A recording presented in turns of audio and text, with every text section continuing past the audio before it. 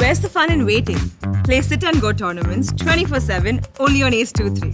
This game involves an element of financial risk and may be addictive. Please play responsibly and at your own risk. राष्ट्रीय राजधानी दिल्ली समेत NCR में मौसम ने करवट लेना शुरू कर दिया है। रविवार से हो रही रिमझिम बारिश सोमवार तक जारी रही। दिल्ली के अधिकांश इलाकों में आज सुबह से ही तेज बारिश देखने को मिली। मौसम विभाग के मुताबिक ये बारिश आगे भी जारी रह सकती है। नोएडा में रविवार रात से ही बारिश हो रही है। बारिश की वजह से मौसम खुशनुमा हो गया है। साथ ही हवाओं ने लोगों को ठंड का एहसास भी करा दिया है। लगातार बारिश से तापमान में कमी आई है। पश्चिमी विक्षोभ की वजह से मौसम में ये बदलाव आया है। अगले 2 दिनों तक दिल्ली एनसीआर सहित उत्तर भारत में इसी तरह मूसलाधार बारिश जारी रहेगी। बारिश और ठंडी हवा चलने की वजह से तापमान में काफी गिरावट आई है। लोगों को गर्मी से राहत मिलने के साथ ही ठंड ने भी दस्तक दे दी है। पूरी रात दिल्ली एनसीआर में तेज मूसलाधार बारिश होती रही। 24 घंटे से ज्यादा वक्त से लगातार हो रही बारिश की वजह से दिल्ली एनसीआर के कई इलाकों में जल भराव की समस्या भी पैदा हुई। इसके चलते कई जगह ट्रैफिक जाम भी लगा। केरल में बारिश ने बड़ी तबाही मचा दी है। कई जिलों में बाढ़ जैसे हालात है। राज्य में अब तक भारी बारिश और लैंडस्लाइड के चलते 30 से ज्यादा लोगों की मौत हो गई है, जबकि कई लोग लापता हैं। बारिश का सबसे ज्यादा असर कोट्टायम में देखने को मिल रहा है। कोट्टायम में अब तक 13 लोगों की मौत हो चुकी है, जबकि इडुक्की में 9 लोगों ने अपनी जान गंवा दी है। इसके अलावा अलापुझा जिले में 4 लोगों की मौत हुई है। बारिश के कारण पठानमथिट्टा और इडुक्की में हालात बेहद खराब हो गए हैं। केरल के कई इलाकों में राहत और बचाव कार्य जारी है। वायुसेना भी मदद के लिए मैदान में उतरी है। साथ ही एनडीआरएफ की 11 टीमें लोगों को मदद पहुंचाने के लिए लगाई गई है। कोट्टायम जिले के आसपास के इलाकों में बारिश के कारण बाढ़ जैसे हालात बन गए हैं। दिल्ली में किसानों के आंदोलन के पास सिंघू बॉर्डर पर हुई दलित युवक लखबीर सिंह की हत्या के मामले पर अब बवाल थम नहीं रहा है। सिंघू बॉर्डर पर शुक्रवार को एक दलित युवक लखबीर सिंह की बेरहमी से हत्या कर दी गई थी। उनके हाथ तक काट दिए गए थे और शव को बैरिकेड से लटका दिया गया था। इस घटना से हर कोई हैरान है। मामले में भारतीय किसान संघ के नेता राकेश टिकैत ने एक बड़ा बयान दिया है और इस घटना को धार्मिक मामला बताया है। उन्होंने आरोप लगाते हुए कहा है कि बॉर्डर के आसपास का माहौल बिगाड़ने के पीछे सरकार जिम्मेदार है। राकेश टिकैत ने कहा कि सरकार सिंघू बॉर्डर पर हुई लखबीर सिंह की बर्बर हत्या को कृषि कानून के खिलाफ चल रहे किसानों के आंदोलन से नहीं जोड़े। इसके अलावा टिकैत ने यह भी दावा किया कि सरकार की एक साजिश है। अब सरकार को ये सुनिश्चित करना चाहिए कि स्थिति और न बिगड़े।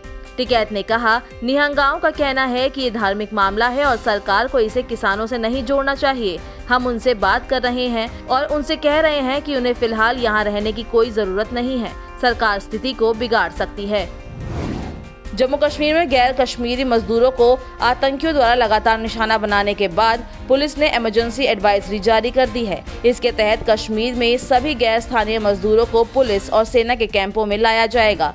गैर स्थानीय मजदूरों की सुरक्षा के चलते ये एडवाइजरी जारी की गई है। जम्मू कश्मीर पुलिस ने मामले को अत्यंत जरूरी बताते हुए इमरजेंसी एडवाइजरी जारी की है। लेटर के जरिए कहा गया है कि गैर स्थानीय मजदूरों को सेना और पुलिस के कैंप में लेकर आया जाए। रविवार देर शाम को कुलगाम में आतंकियों ने एक घर में घुसकर बिहार के रहने वाले मजदूरों पर अंधाधुंध फायरिंग कर दी थी, जिसमें 2 लोगों की मौत हो गई थी, जबकि एक घायल हो गया था। आज देश भर में 13,596 मामले सामने आए। इसके साथ ही देश में अब कुल कोविड संक्रमितों की संख्या बढ़कर 3,40,81,315 हो गई है। 166 कोरोना मरीजों की जान चली गई। अब तक देश में कोविड से कुल 4,52,290 लोगों की मौत हो चुकी है। वहीं 24 घंटे में 19,582 लोग कोरोना से ठीक हुए हैं, जिसके बाद देश भर में कुल 3,34,39,331 लोग कोरोना से ठीक हो चुके हैं। देश में फिलहाल 1,89,694 मरीजों का इलाज चल रहा है, जो कुल मामलों का 0.56% है, जो मार्च 2020 के बाद से सबसे कम है। देश में फिलहाल रिकवरी रेट 98.12% दर्ज की गई, जो मार्च 2020 के बाद से सबसे ज्यादा है। देश में वीकली पॉजिटिविटी रेट की बात करें तो ये 1.37% दर्ज की गई है, जो पिछले 115 दिनों से 3% से नीचे है। डेली पॉजिटिविटी रेट 1.37% रिकॉर्ड की गई है। ये भी पिछले 49 दिनों से 3% से नीचे बनी हुई है। देश में पिछले 24 घंटे में 12,05,162 लोगों को कोरोना की वैक्सीन लगाई गई, जिसके बाद अभी तक देश भर में 97,79,47,783 वैक्सीन की डोज दी जा चुकी है। कोरोना वायरस से मुकाबले के लिए टीकाकरण पर जोर दिया जा रहा है। कोरोना मामलों में आई गिरावट के बाद सरकार ने उड़ानों पर कैपेसिटी कैप्स हटाने का फैसला किया है। अब पूरी क्षमता के साथ विमान उड़ेंगे, जो आज से लागू हो गई है। नागरिक विमानन मंत्रालय के मुताबिक आज से घरेलू व्यावसायिक उड़ानों में यात्रियों की क्षमता को लेकर लागू पाबंदियां हटा ली गई है। इससे उड़ानों का संचालन पूरी क्षमता से किया जा सकेगा।